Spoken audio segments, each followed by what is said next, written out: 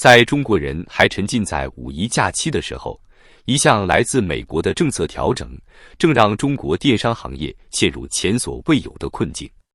据《华尔街日报》报道，2025年5月2日，特朗普政府正式宣布终结对中港低价值电商包裹的免税政策。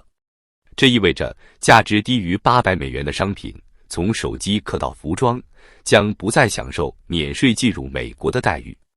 几乎与此同时，中美货运航班数量也开始明显减少。据全球物流公司中飞行数据，本周中美货运航班比上周减少约5架，意味着约500吨货物运力消失。这些原本将送往亚马逊买家和美国普通家庭的商品，如今滞留在中国仓库。中国制造正在遭遇一场前所未有的政策壁垒。许多人可能并不了解 de minimis 政策的具体内容。简单来说，过去只要你在 Temu、Shein、速卖通等平台下单金额不超过800美元，不论商品是什么，都可以免缴美国进口关税。这项政策是中国电商打开美国市场的生命线。正是靠着这条免税通道，中国的小商品以低价、大量、快速的方式进入美国，撑起了 Shein、Temu 等平台的快速崛起。但现在这条通道被关闭了。新政策出台后，影响远不仅是多交点税这么简单，而是直接冲击整个电商产业链的根基。日经亚洲指出，中美货运航班已开始减少，空运走廊正承压。Sinotat 空运首席官 Niall Van der Wal 也警告说，由于免税政策终结，中美空运现货价格已下降约20%至30%。未来3年，航空货运行业可能损失高达220亿美元收入。这笔损失对中国电商供应链而言是沉重的一击。根据中飞行的数据，中国国际航空、中国货运航空、中国南方航空等公司已经减少部分飞往美国的货运航班。本周减少的5架航班意味着约500吨的运力被削减。要知道，一架货机通常可装载100吨货物，相当于数千个家庭的订单。这些商品滞留在仓库，直接转化为中国卖家的库存压力。甚至连香港国泰航空也受到波及，被迫成立危机应对小组，紧急调整货运战略。这并非个别企业的局部调整，而是一条完整空运通道的收缩。据美国海关数据，2024年，美国通过小包裹免税渠道接收了数亿个来自中国的包裹，总额约51亿美元，涵盖服装、电子配件等主力品类。如今，这条贸易通道正因为政策变化而遭遇重创。与此同时，美国不仅终结免税，还同步提高关税和物流成本。业内人士估计，从5月2日起，通过 UPS、FedEx、DHL 等渠道运输的包裹，可能面临显著关税上调，部分品类税率甚至高达100%以上。USPS 邮政渠道可能引入按件收费，初期为每件50至100美元，未来还可能进一步上升。此外，某些特殊商品还需缴纳额外税费。这意味着一件20美元的耳机，税费加运费后可能飙升至50美元，甚至更高。对于依赖低价策略的 Temu 和 Shein 来说，这无疑是毁灭性打击。华尔街日报指出，Temu 已明显减少中国只有美国的业务，转而依赖美国本地仓库供货。Shein 则悄然提高了部分商品价格，涨幅在20%至50%之间。CNN 分析则称，关税上涨可能导致低价商品需求萎缩，某些品类需求下滑幅度可能高达50%以上。这已不是价格波动，而是商业模式的根本变化。这场政策变化其实早有预兆。早在2024年大选期间，特朗普就明确承诺要削弱中国电商的免税特权。2025年初上任后，他迅速兑现承诺。据传2月时，美国海关由于政策调整导致包裹积压，引发消费者投诉，一度推迟实施。但最终，特朗普政府选择以更强硬的方式推进新规，留给中国电商的回旋空间几乎为零。面对新政 ，Shine、Temu 等平台不得不在美国建立本地仓库，提早海运备货，支付高额税费，承担通关延迟及商品被扣风险。对于资本雄厚的头部企业来说，这或许只是转型阵痛。但对那些依赖平台的中小卖家来说，这几乎等同于灭顶之灾。他们没有能力建海外仓，也没有资金囤货，更没有品牌溢价空间。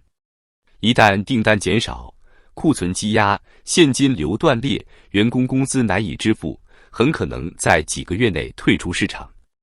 跨境电商曾被誉为中国创业者的财富风口，如今却成了无数小商家的致命枷锁。其实，这场风暴在4月中旬就已有迹象。政策生效前，平台疯狂投放广告，吸引消费者最后抢购，运费一度飙升至每公斤4.73美元。但政策正式落地后，需求骤降，运费快速回落至4.20美元。Shine、Temu 的低价包裹迅速转化为高成本负担。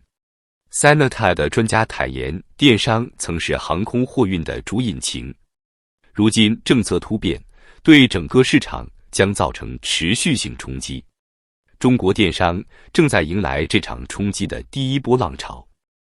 而在这波冲击中，最惨的并不是 Temu、Shine 这些平台巨头，而是隐藏在幕后、从未登上舞台的无数中国底层工厂和小卖家。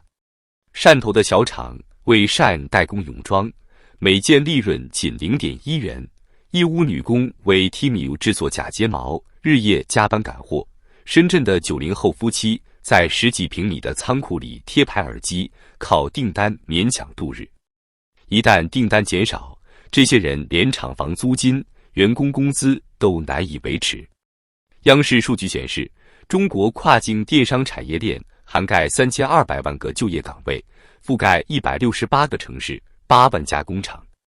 这场风暴如果继续，很可能导致其中相当比例的从业者失去生计。Temu 或许还能涨价， Shine 也许可以建仓库，美国消费者也可能选择本地品牌，但义乌夫妻档、广州10人贴牌厂、莆田日出500双的小作坊，却可能在一夜之间从地图上消失。更令人担忧的是，这种打击并非偶然。Sanita 预测，仅航空货运行业3年内可能损失220亿美元，但这只是冰山一角。2024年，中国对美小额包裹出口总额约51亿美元，背后涉及原材料、包装、物流、人工等整个制造链。一环断裂，整条链条都可能崩塌。第一财经援引分析师称，任何一环断裂都可能引发失业和倒闭潮。面对危机，不少人提出，中国电商是否可以转向东南亚、欧洲或非洲市场？理论上可以，但现实远不乐观。欧洲关税高，物流慢，退货率高；东南亚人均购买力有限，消费习惯尚不成熟；非洲和拉美市场虽潜力巨大，但基础设施薄弱，运营成本极高。这些都远远无法替代美国市场的体量和成熟度。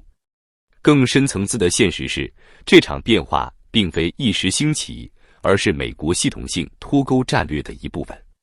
从特朗普签署行政命令终结免税，到国会通过中国产品审查法案，再到清关标准升级、认证门槛提高，每一步都精准打击中国低价制造和出口模式。